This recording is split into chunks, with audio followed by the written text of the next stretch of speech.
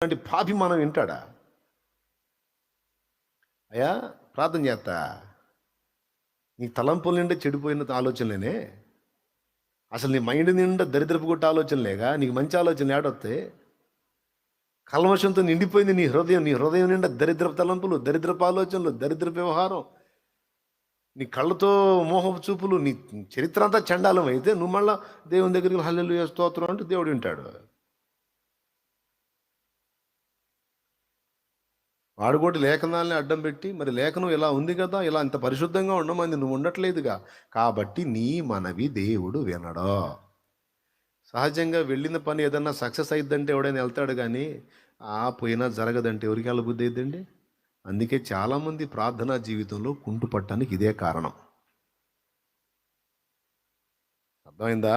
ఆసక్తిగా ప్రార్థనలో మోకాళ్ళు ఉండటానికి వేయలేకపోవడానికి గల కారణాల్లో ఒక ముఖ్య కారణం ఇది.